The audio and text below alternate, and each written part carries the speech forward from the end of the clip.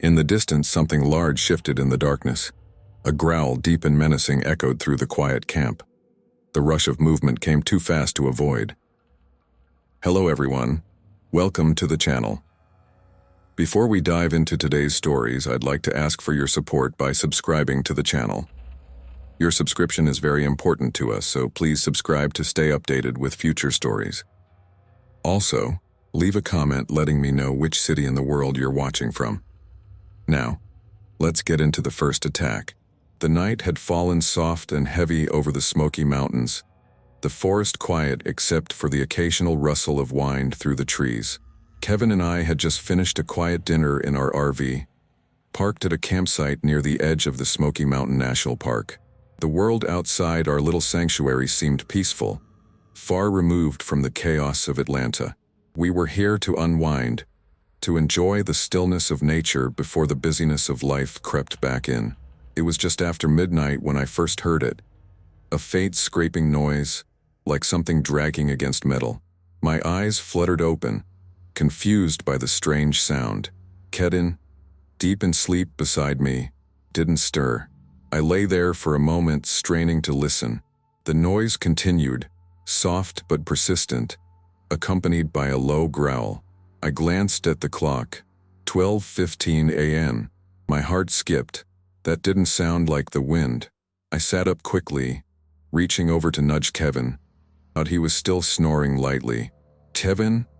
I whispered, shaking his shoulder. "Kevin, wake up. Something's outside." His eyes snapped open, and for a brief moment, I could see the confusion in his expression. "What?" he muttered, still half asleep. But then the sound came again, this time louder, unmistakable. It was scraping at the metal door of the RV, like claws dragging across a tin can. His eyes widened in disbelief. "Is that?"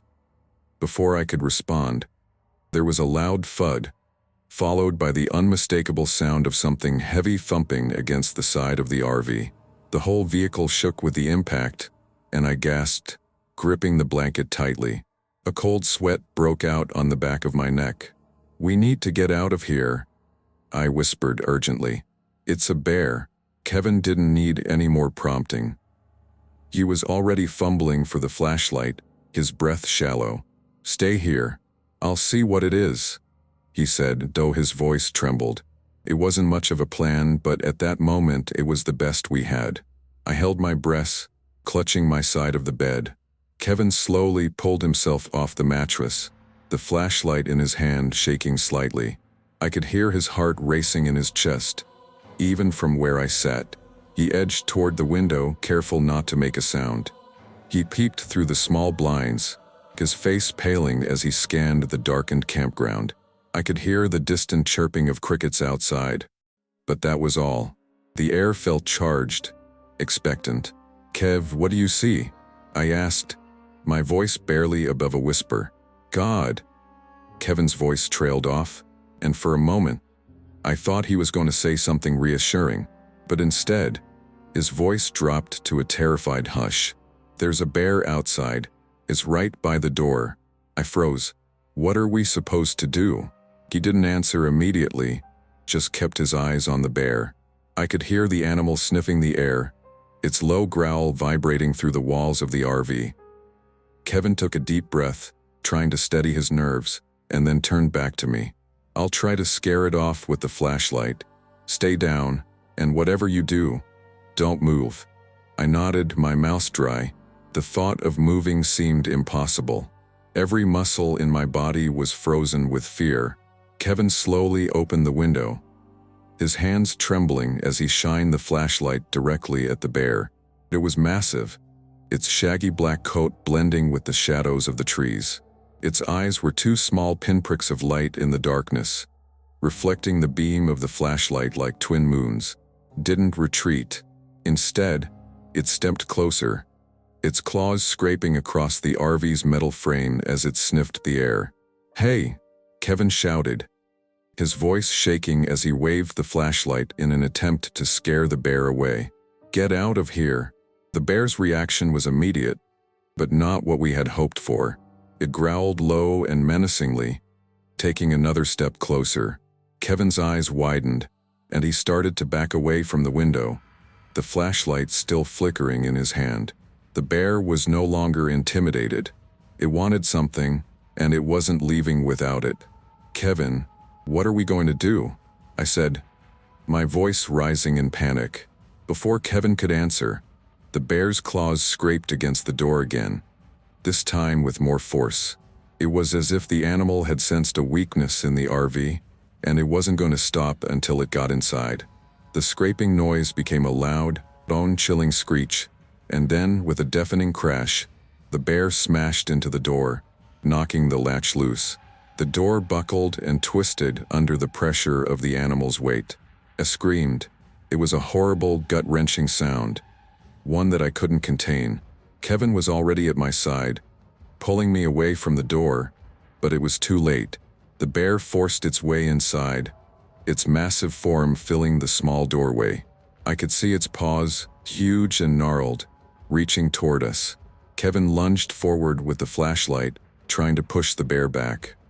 He shouted something, perhaps a command, perhaps a plea, but his words were drowned out by the ferocity of the bear's attack. The creature growled, its teeth bared, as it swiped at him. One of its claws caught Kevin in the side, knocking him to the floor with a grunt of pain. "Kevin!" I screamed again, helpless. I rushed toward him, but before I could reach him, the bear's gaze turned to me. Its yellow eyes locked onto mine, and in that moment, I realized it wasn't just a threat. It was instinct, cold and calculating. It wasn't out of anger or hunger. It was driven by something deeper. In a flash, the bear lunged at me, and I barely had time to react before its massive jaws closed on my hand. The pain was indescribable, sharp, burning, and deep. I screamed, twisting my body in a desperate attempt to break free. But the bear held on, its teeth sinking deeper into my flesh. It felt like an eternity before the bear finally released me, stepping back and growling low. My hand was a mangled mess, blood soaking through the fabric of my sleeve. Couldn't breathe, couldn't think. The world had narrowed to just the unbearable pain in my hand and the distant growl of the bear as it began to back away. Kevin was groaning on the floor beside me, his face contorted in pain. I reached for him, my good hand trembling as I tried to pull him toward me. But the bear had already turned, its huge form retreating into the shadows. For a moment, I thought I could hear the soft rustling of leaves as it disappeared into the woods. The terror lingered in the air long after it was gone. The air inside the RV was thick with fear. The bear was gone, but the terror it left behind still clung to the walls like a suffocating fog. My hands throbbed, the pain pulsing in time with my racing heartbeat. I tried to focus on the task at hand, but all I could think about was the raw, primal feeling of those teeth sinking into my flesh. I couldn't shake the image of those yellow eyes, cold and unfeeling. It was like the bear had seen us not as humans, but as just another part of the wilderness, a source of food, a fleeting inconvenience. "Kevin, we need to leave. Now," I whispered, my voice trembling as I reached for his arm. He was lying on the floor, his face pale, his breath shallow. The bear's swipe had knocked the wind out of him, and I could see the blood seeping through his shirt. Kevin's eyes fluttered open, a pained grimace twisting his features. He tried to sit up, but winced and fell back. "We can't. The bear could still be out there," he gasped. "We're safer here for now." I looked out the small window, but the campsite was still dark and quiet. The only sounds were the distant rustle of leaves and the occasional chirp of a night bird. It felt like the world had stopped moving, like time had frozen in place. But deep down, I knew it hadn't. Every second that passed brought us closer to another danger, whether it was the bear returning or worse, no one knowing where we were. "We're sitting ducks in here, Kevin," I said, my voice barely above a whisper. "What if it comes back? Could be waiting for us." He nodded slowly, wincing as he shifted his weight. "I know, but we can't just run out there blindly. We need to think this through." I sat back, pulling my knees to my chest, trying to gather my thoughts. Kevin was right, of course. If we ran out there now, the bear could be waiting, or worse, it could track us. The rangers had told us about food-conditioned bears. Bears that had lost their fear of humans because they had been fed by them. But we hadn't heard anything about one breaking into an RV. This was new, and it wasn't something we were prepared for. "We need to call for help," I said, reaching for the phone. My fingers were slick with sweat, and my hand trembled as I tried to unlock the screen. The pain was unbearable, but I couldn't afford to think about it. I had to get help. Kevin watched me, his brow furrowed in concentration. "Do you think anyone will come this time of night?" I shook my head. "I don't care if it's midnight. We need someone here." I dialed the number for the park rangers, my pulse pounding in my ears. The phone rang twice before the operator picked up. "Park service. How can I help you?" "Help. There's been an attack," I said, my voice rising. "A bear broke into our RV. We're at the campground off Highway 441. Please send someone, fast." The operator didn't seem fazed. "Okay, ma'am, calm down. I'm gonna get you to a ranger. Stay on the line." I held the phone to my ear, the minutes dragging on, my mind racing. I could hear Kevin's labored breathing beside me. His eyes closed in a vain attempt to rest. I couldn't let him sleep. Not until we were sure we were safe. Finally, the ranger came on the line. "Nam, this is Ranger Daniels. I'm sorry to hear about the incident. I need you to stay calm and stay inside the RV. Can you tell me if you're injured?" "My hand, it's bad," I managed to say. "Kevin's been hurt too. He got swiped by the bear." "I understand. I'll have a unit on the way, but it'll take a while to get there. The nearest ranger station is a few miles out, and we have to take precautions for our own safety as well. We don't know if the bear is still in the area. Please hurry," I begged, my voice breaking. "We're trapped here. The door's busted, and we have no way to protect ourselves. What if it comes back? I'm going to stay with you on the phone until help arrives. Do you have any weapons in the RV?" "No," I replied quickly, shaking my head even though he couldn't see me. "Just the flashlight." But it didn't do anything. The bear didn't care. There was a long pause on the line. "Okay, stay put. Rangers are en route. Don't attempt to leave. Do you have food or any supplies in the RV?" I glanced around, trying to keep my thoughts clear. "We've got some water and canned goods, but we're not hungry. We just need to survive this." "Understood. I'll check in with you again soon. Just stay as quiet as possible." The bear might still be nearby. The line went silent, and I lowered the phone, my hands shaking as I hung up. Kevin was still staring at the ceiling, his breath ragged. I could see the strain in his face as he tried to push himself up, but the pain from the bear's swipe was too much. "Kevin?" I said softly, my heart breaking for him. "We're going to be okay. The rangers are on their way. Help is coming." He didn't respond immediately. His eyes closed again, and I could see the exhaustion taking over. But then, through gritted teeth, he spoke, his voice rough. "I should have done more. Should have fought harder." I reached out to touch his arm, trying to comfort him. "Kevin, you did everything you could. It was just instinct. We couldn't stop it." He didn't say anything more, but I could see the guilt in his eyes. It wasn't his fault, but I knew it would eat at him for a long time. I sat back against the couch, trying to stay alert. Every creak of the RV, every whisper of the wind outside, made my heart race. I couldn't stop looking at the door, as if expecting the bear to burst through at any moment. The silence between us was oppressive, the weight of the situation bearing down on me. I didn't know how much time had passed, but I was starting to feel lightheaded from the pain in my hand and the fear that clung to me like a second skin. Finally, after what felt like hours, I heard the unmistakable sound of tires on gravel. The RV door rattled, and I shot to my feet, hoping against hope that the rangers had arrived. But it was only the wind. I sagged back down, my shoulders slumping in defeat. "Kevin?" I whispered, my voice cracking. "Please stay with me. They'll be here soon." He nodded weakly, his eyes drifting closed again. The weight of the night pressed down on me, and I couldn't help but wonder if we were truly safe, or if the bear was still out there, waiting for its next chance. The night stretched on, each minute passing like a weight on my chest. Kevin had finally dozed off, exhaustion pulling him under, but I couldn't sleep.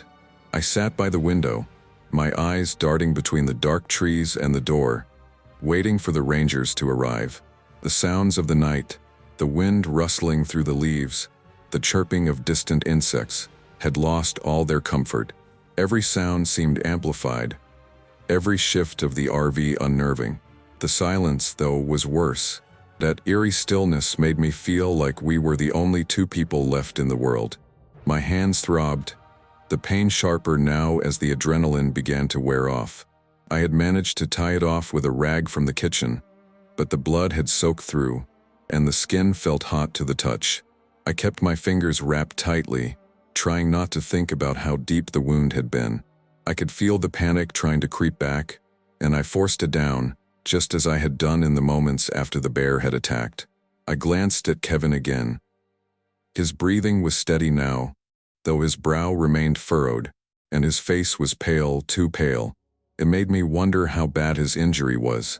He'd been knocked down, hit hard, but he hadn't said much about it, too focused on the bear and on me. I tried to push down the guilt that flooded in every time I thought about it.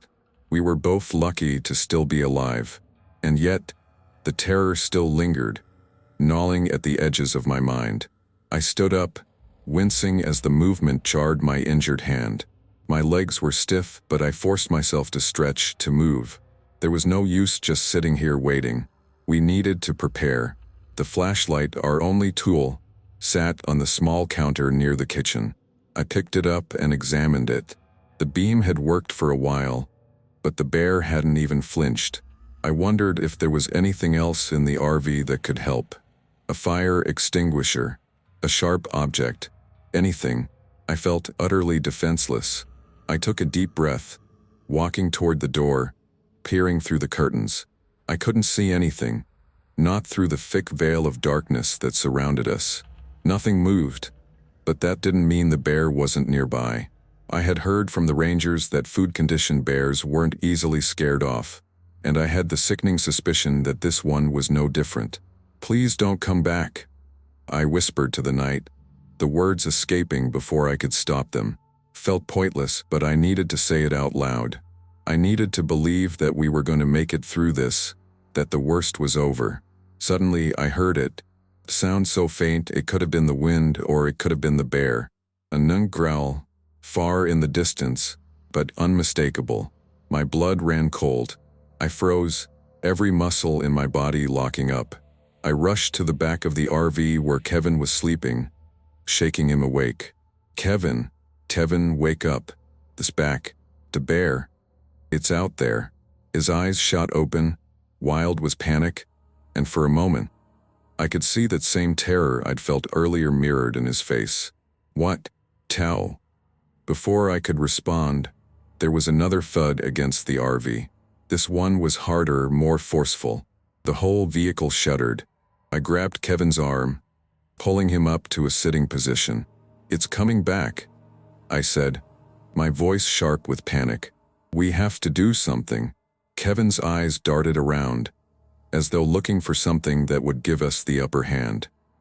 He winced as he tried to stand, holding his side where the bear had swiped him. "I can't just run out there.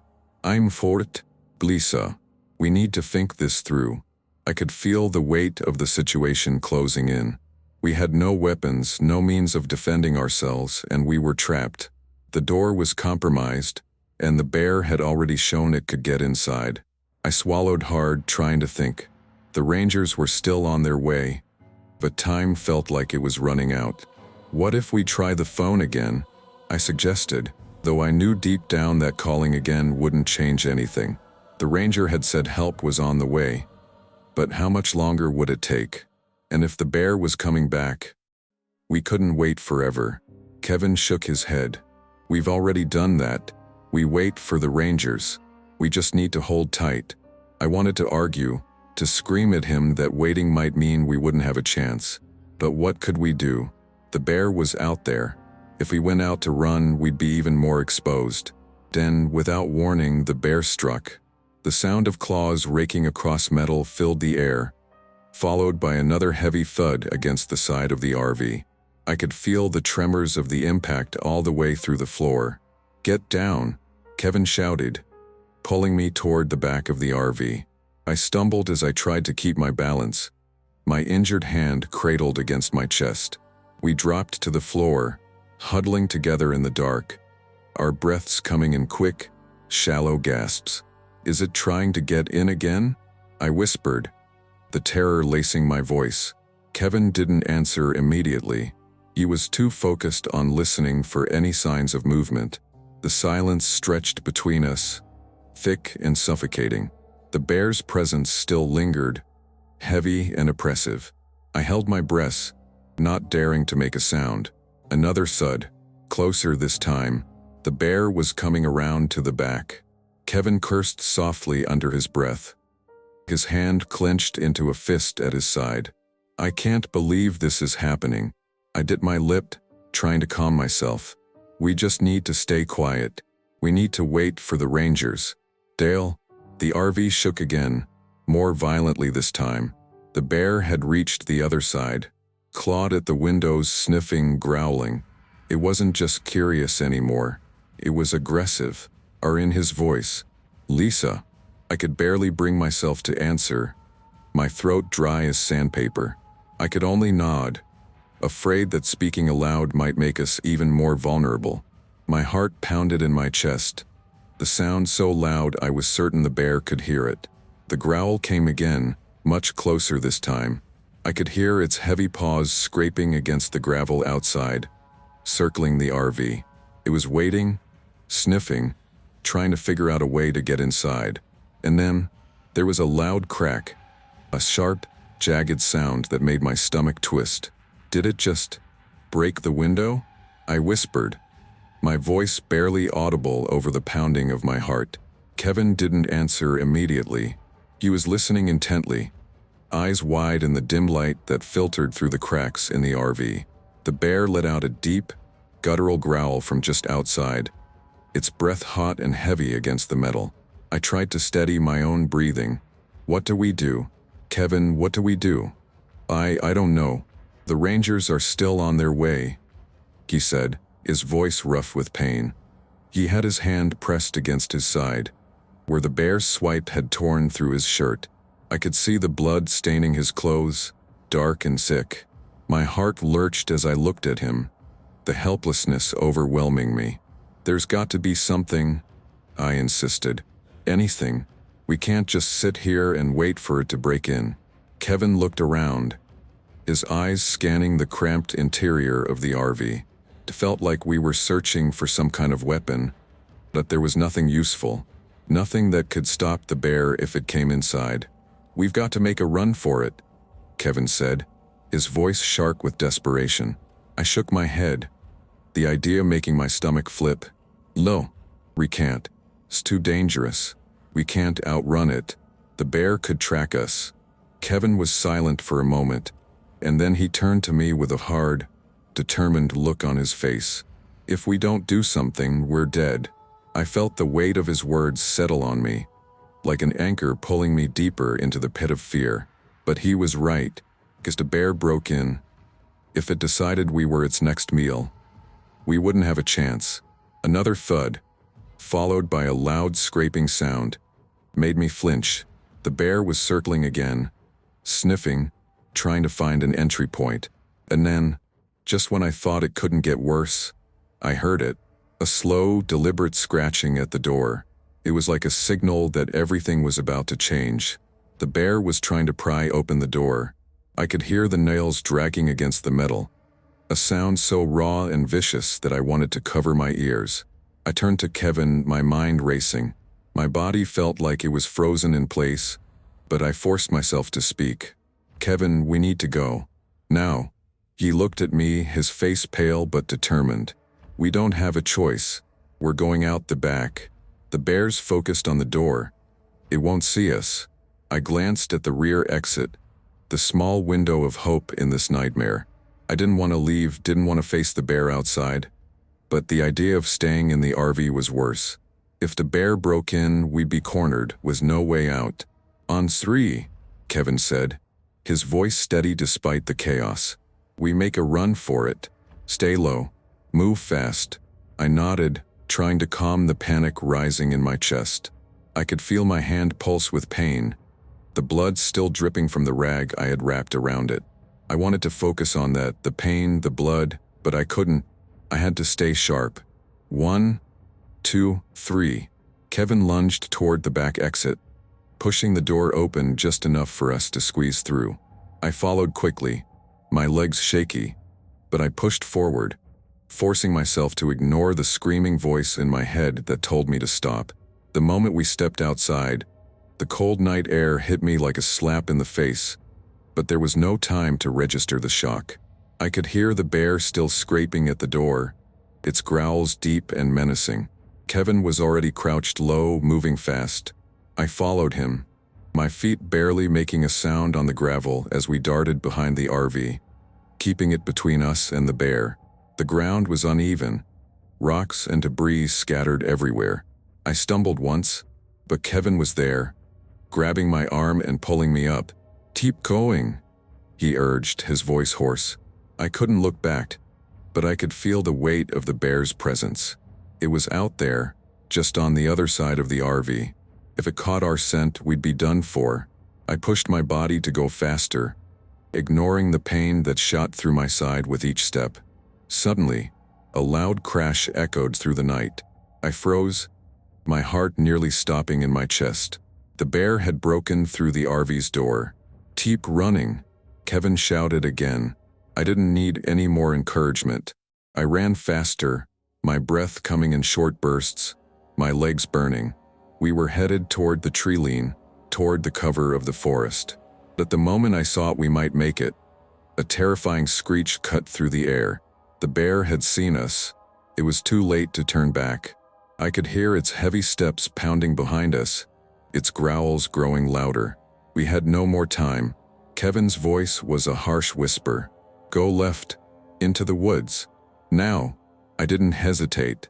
I veered left, plunging into the darkness of the forest. The bear's growls followed, but the trees gave us some cover.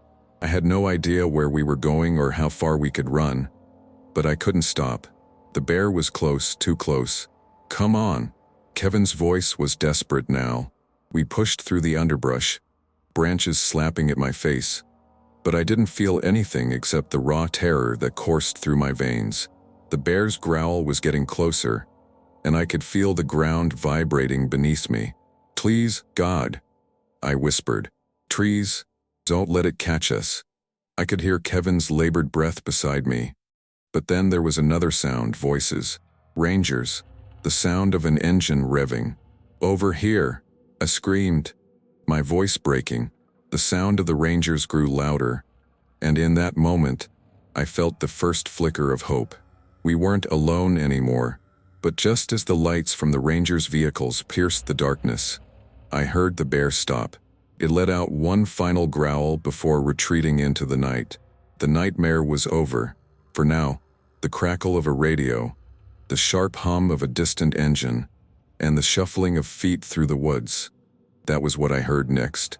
My body was on autopilot as I kept running, the terror still driving me forward, the bear's growls and heavy footsteps echoing behind us. Kevin was ahead of me, but he was slowing down, his body weighed down by the pain. I could hear the wet sound of his breath, the ragged inhalations as he pushed through the forest. Then, through the trees, I saw it, a flash of headlights. It was like a beacon of hope in the otherwise black, suffocating wilderness. The Rangers. I didn't even think. I screamed, waving my good hand, desperate for their attention. "Help! Over here!" I shouted, my voice hoarse and weak. The headlights turned, and in seconds, a truck appeared through the trees. I saw the Rangers' vehicle, a large white four-wheel drive truck barreling toward us. But even with the headlights cutting through the dark, I still couldn't make out if the bear was close. All I could hear were those horrible growls, reverberating through the woods. "Kevin," I shouted again, fear catching in my throat. "Keep going.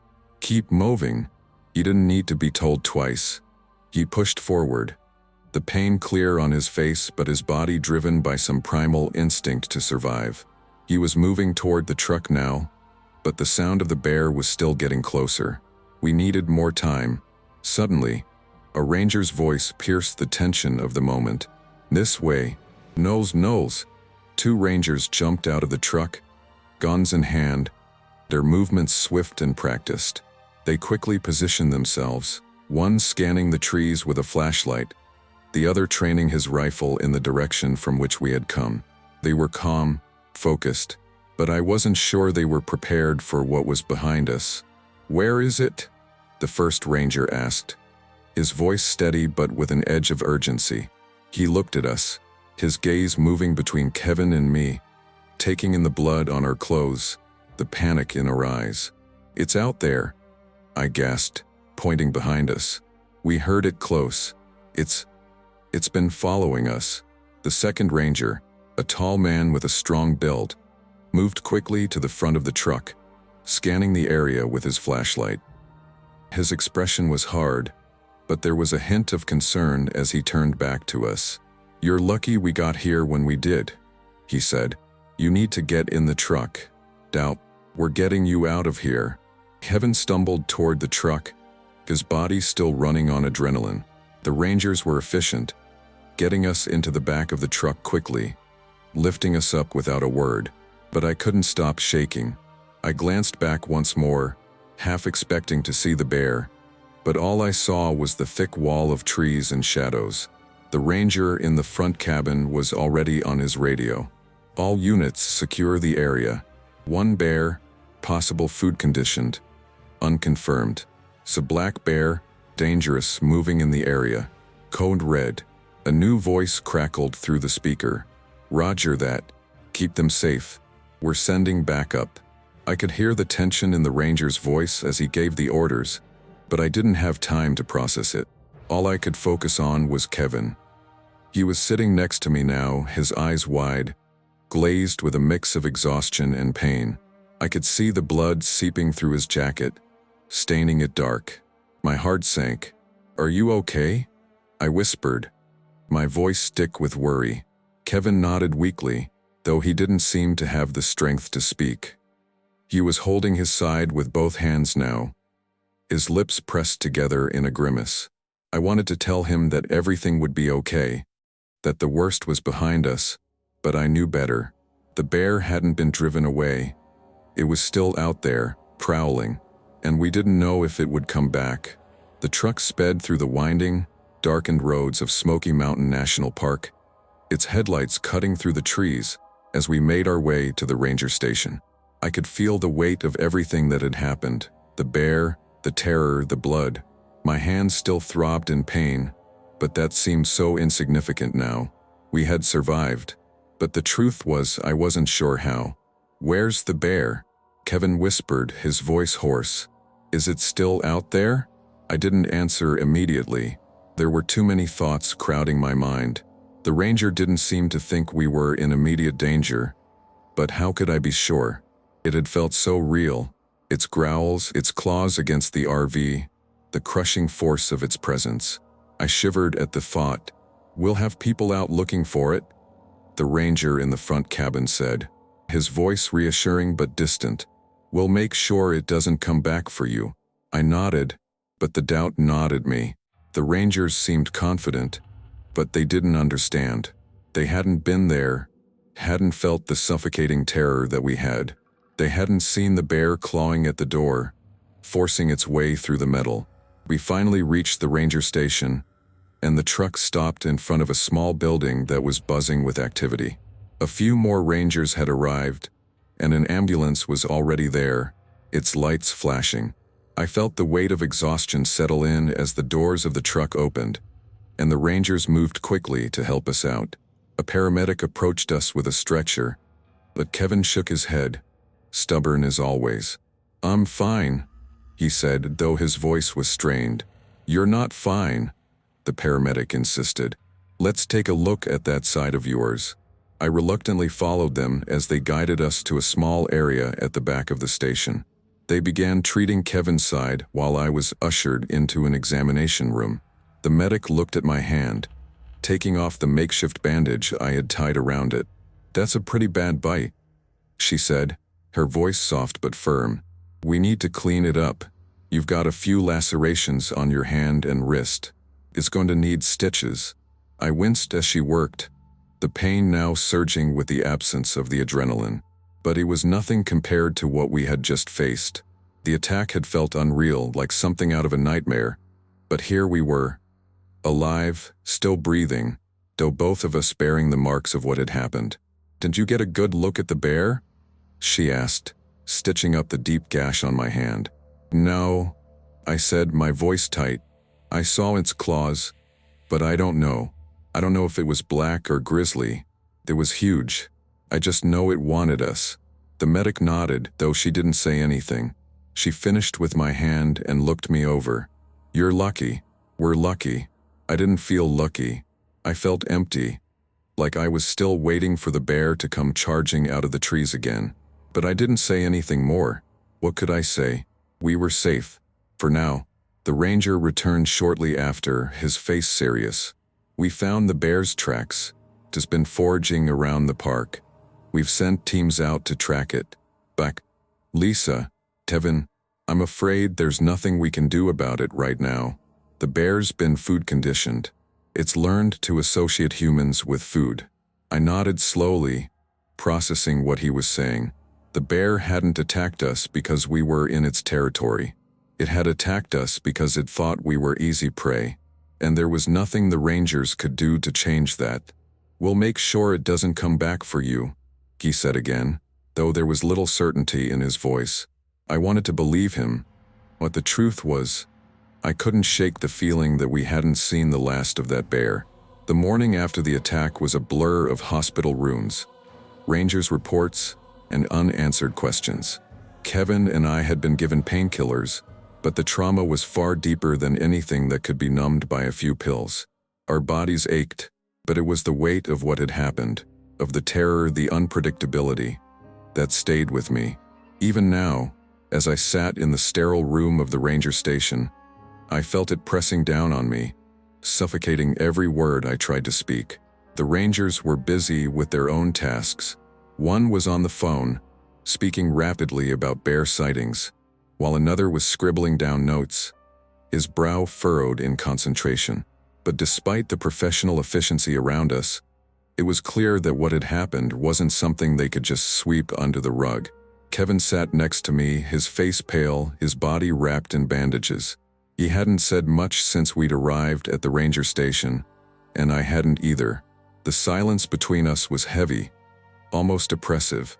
We were both trying to process what had happened, but neither of us knew where to start. The door creaked open, and a ranger entered, carrying a folder full of papers. He was tall, with sharp features, and his uniform looked freshly pressed. He had probably just returned from some morning patrol. He glanced at us, then at the papers in his hands. "Kevin, Lisa, I'm Ranger Sullivan," he said, his voice calm, though there was a certain solemnity to it. He set the folder on the table and sat down across from us.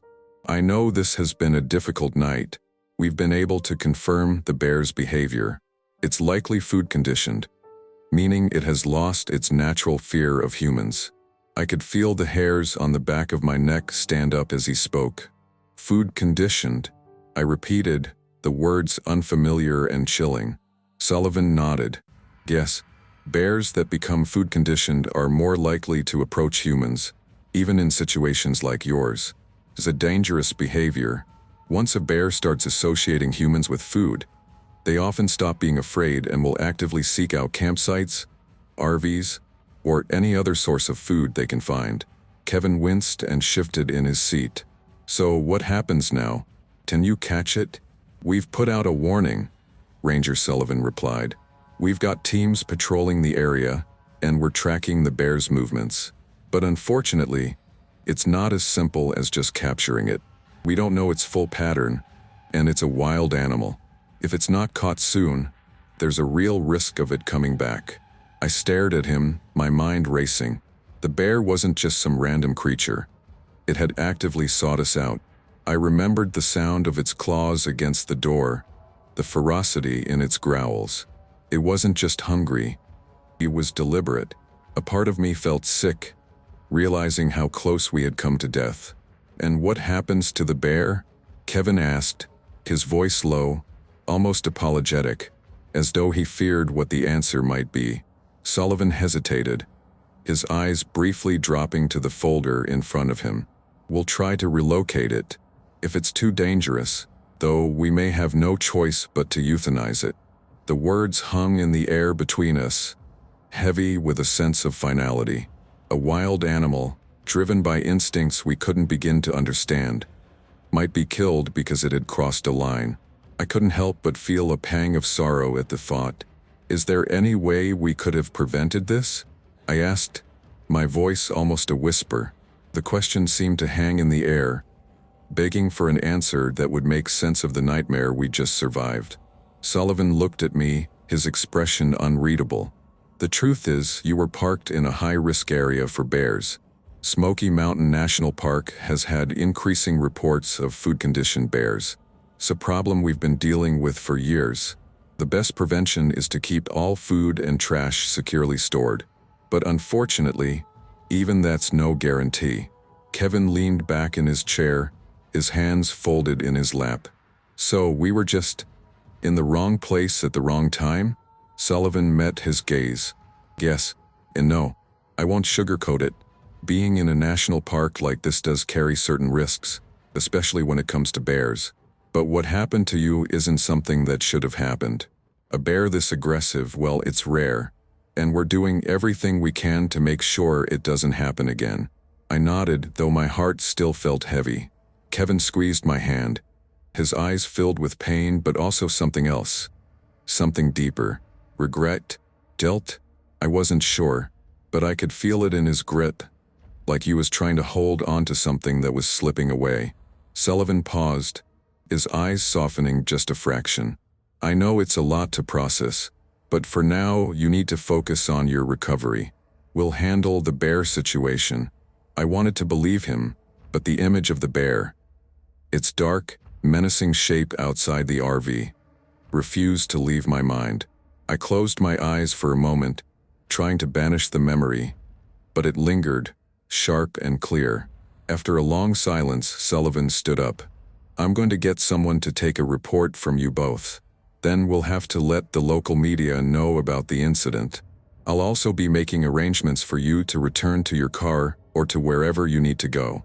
Kevin and I both nodded, though neither of us moved.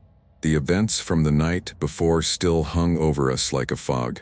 As Sullivan walked out, I could hear the low murmur of voices in the hallway, but nothing seemed to penetrate the haze that had settled in my mind.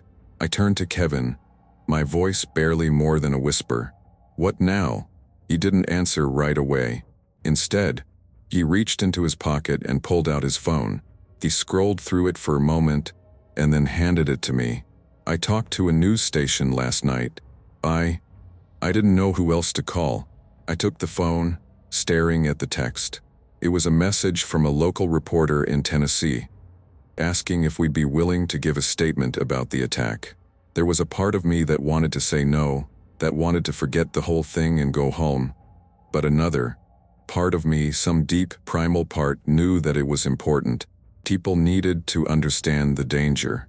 "I guess we can't just let this go," I said quietly, handing the phone back to Kevin. "Maybe we should talk to them, but I don't know if it'll change anything." Kevin looked at me, his face tired, worn from the strain of everything that had happened. "I just want to go home," he murmured, his eyes distant. "I just want to forget this." I knew how he felt. Part of me just wanted to forget too, to erase the terror, the blood, the claw marks on the RV. But the other part of me, the part that had survived, needed to make sure it wasn't forgotten. People needed to know what could happen in these parks. They needed to understand the real threat of wild animals in areas where humans were supposed to feel safe. "I'll talk to them," I said finally. "But then, Kevin, we're done with this. We'll go home and put it behind us." Kevin nodded, though his face remained clouded with doubt. Neither of us was sure how this would end. But we both knew one thing for sure: we would never be the same again. The days after the bear attack felt strangely still, like the world had somehow paused for us to catch our breath. But the images of that night, of the bear's massive claws raking against the RV, of the deafening growls, would not leave me. I could feel the memory creeping into every quiet moment, invading every thought. Despite the medical care we received at the ranger station, despite the assurances from the rangers that they were on top of the situation, neither Kevin nor I felt safe. We wanted to leave, but part of me also needed to confront what had happened, to make sense of it. I needed closure, even if I didn't know how to find it. Kevin, however, seemed to be a different person now. His body was healing, but his mind? That was a different story.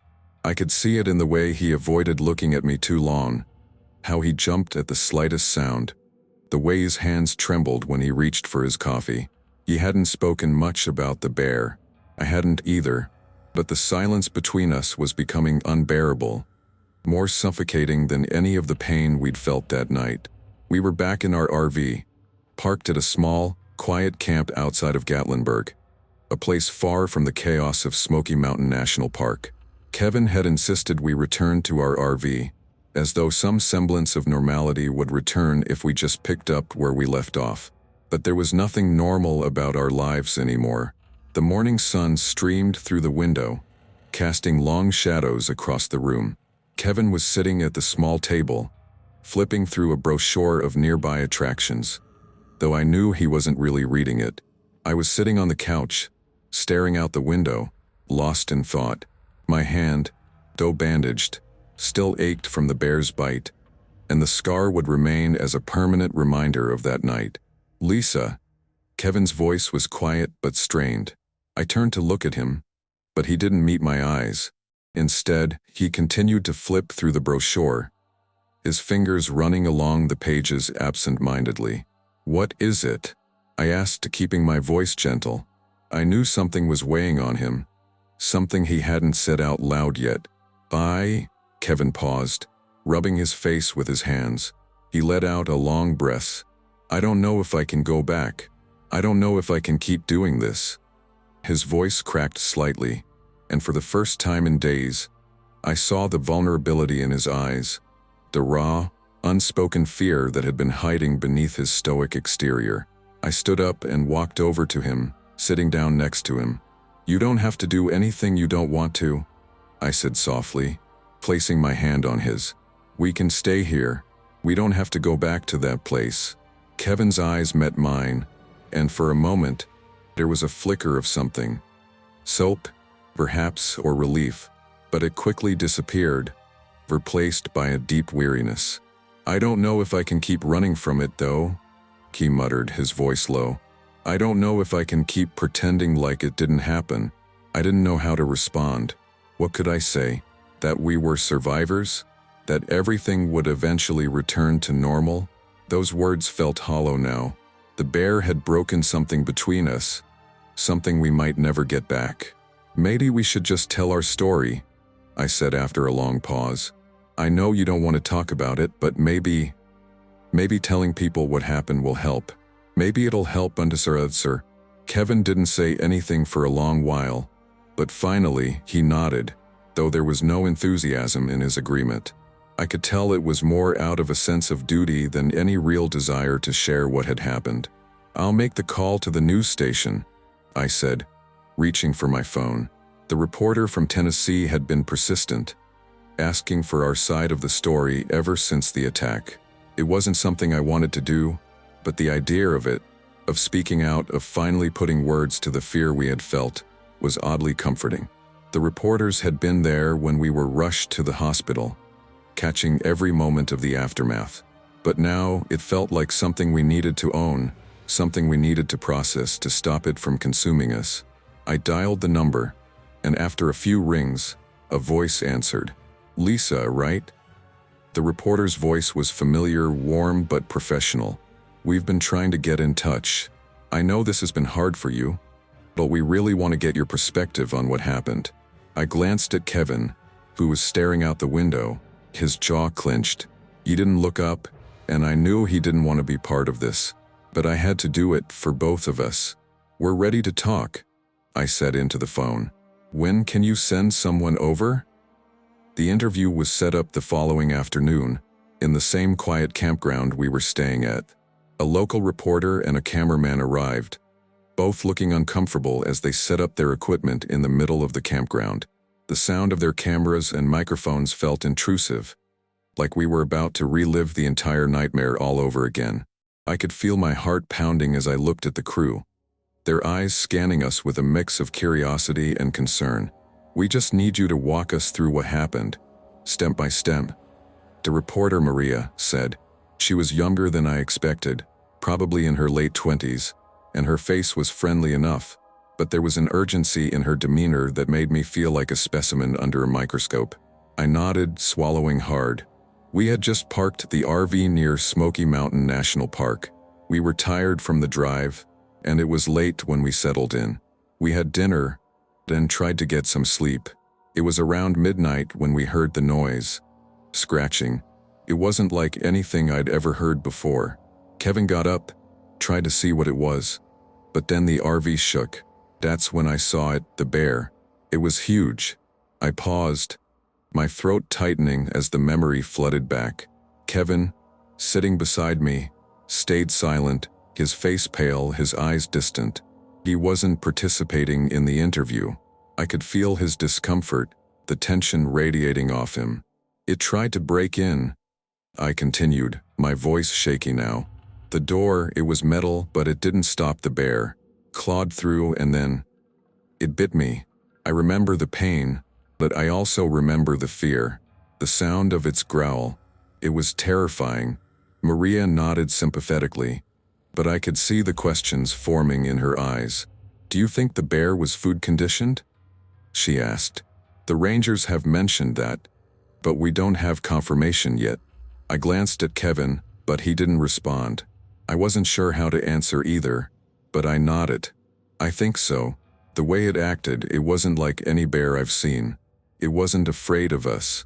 It was as if it knew exactly where to go. Maria jotted down some notes, her pen scratching the paper.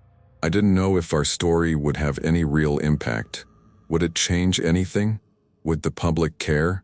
Would it help us? After the interview, Maria packed up, and I could see the cameraman whispering to her. They were polite, but it was clear they had already moved on, ready to tell the story, ready to frame it in whatever way would sell the most.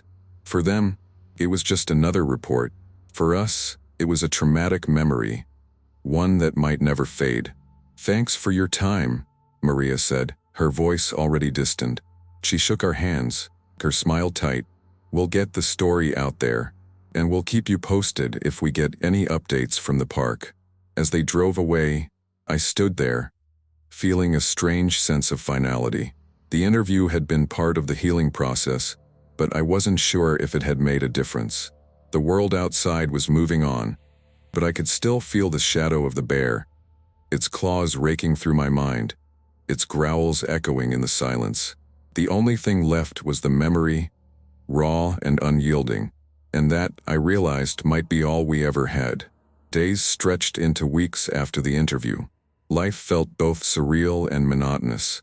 The noise of the world around us, people, cars, the steady hum of daily life, seemed to drift over me, as if I were living in a distant echo. I tried to regain some semblance of normalcy, but it felt impossible. The scars on my hand throbbed, a constant reminder of the night we had faced something primal, something that we could neither control nor fully understand. The bear was still out there, somewhere, but the rangers had stopped sending us updates. I knew they had moved on to other concerns, other calls, other dangers. That was how the world worked. You didn't get to hold on to a single moment forever, no matter how horrifying or life-changing. Time moved on, and so did the stories, the attention, the sympathy. Kevin and I had talked about leaving the campground, but there was something in the quiet of the place that kept us there. A sense of unfinished business, perhaps. Or maybe it was just that the thought of going back to Atlanta, to our old routine, seemed like an impossible leap. The space here, though eerie and marked with the shadow of what happened, felt safer than the idea of facing the world again. We'd spent most of our days walking around the area, avoiding large crowds, trying to keep the memories from chasing us down.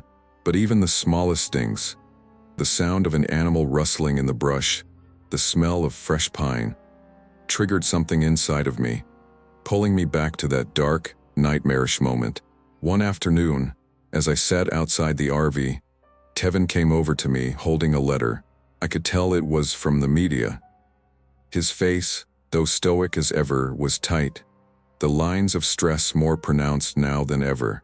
He handed the envelope to me without a word, and I tore it open. It was an official letter from a local Tennessee news station. They wanted us to appear on a live broadcast to talk about the bear incident. There was something almost absurd about it, the sense that what had happened to us was now nothing more than entertainment, something to be consumed by the public. I held the letter in my hands, my fingers trembling slightly. This wasn't the way I imagined our story being told. We were survivors, not performers. Are we really going to do this? I asked quietly, looking up at Kevin. His expression was unreadable. He didn't seem angry, just resigned. What else is there to do? If we don't talk about it, it'll just fade away. The bear, the attack. It'll all just be another statistic, another news story lost in the shuffle. I knew what he meant. This was our chance to have some control over the narrative, to make sure people knew the truth. But as I thought about speaking to a camera, about rehashing everything that had happened, I felt a wave of nausea. It wasn't just the idea of talking about it.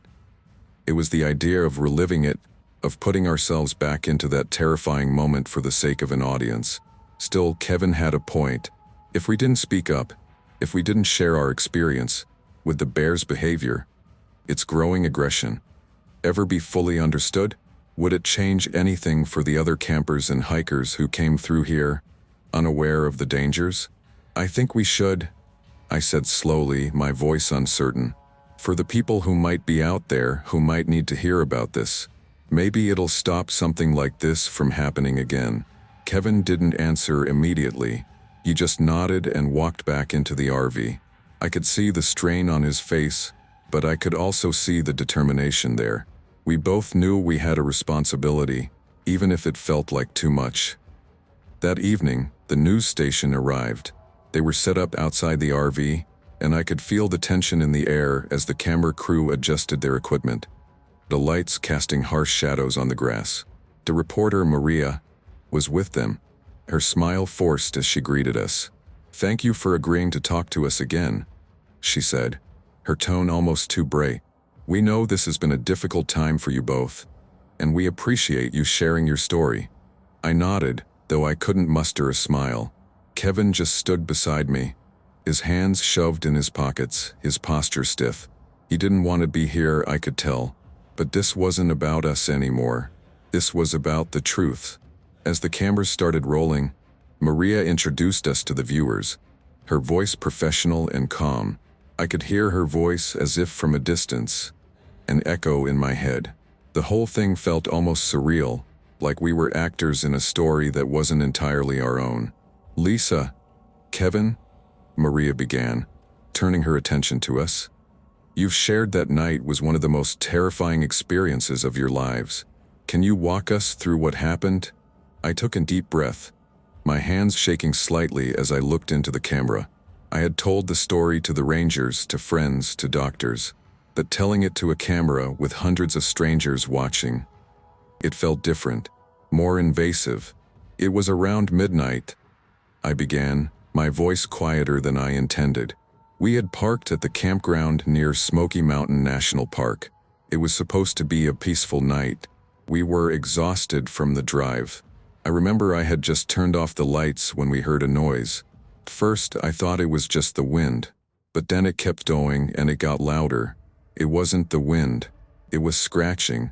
I paused, my breast hitching at the memory. Kevin got up to check, but before he could even open the door, the RV shook, and then we saw it, the bear. It was right outside. Maria nodded, urging me to continue. Kevin remained silent beside me, his eyes fixed on the ground, unwilling to look up. It was the first time he had truly seemed lost since the attack. The bear clawed its way through the door. It was stronger than anything I'd ever imagined. And then I hesitated, my voice catching in my throat. It bit me. I tried to pull my hand away, but it was too strong. It didn't stop until Kevin shined the flashlight in its face, and then it backed off. But we couldn't escape the fear. We knew we weren't safe. I took another deep breath, the words coming out like they were being dragged from deep within me. I don't know what it was looking for. Maybe food. Maybe it just wanted to scare us. But in the end, I think it was a warning. A warning that we were too close to something we couldn't understand. Maria nodded again, her expression softening. And you both were lucky to survive. But we've also heard about how food conditioning in bears has become a bigger problem in these areas. Is that something you've thought about? I glanced at Kevin, but he didn't respond. I think it's more common than we realize, I said, my voice firm. These bears are losing their fear of humans. They're desperate, and they'll do anything to get what they want. The rangers have been working hard to control the situation, but it's not enough.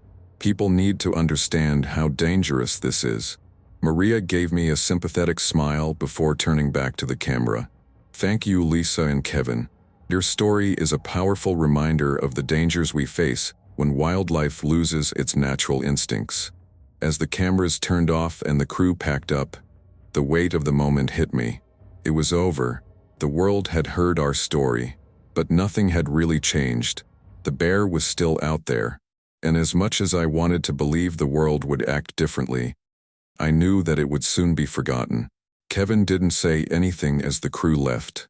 He just stood there, his shoulders slumped, looking smaller somehow. The man who had been so strong, so capable, was now diminished by something he couldn't fight. Something that, despite everything, he couldn't escape. I walked over to him and put my arm around his shoulders. It's done, I said softly. We did what we could. Kevin nodded, but I could see the emptiness in his eyes. I know, but it doesn't feel like enough. I didn't have an answer for that. Some things I realized you couldn't fix. You could only survive them.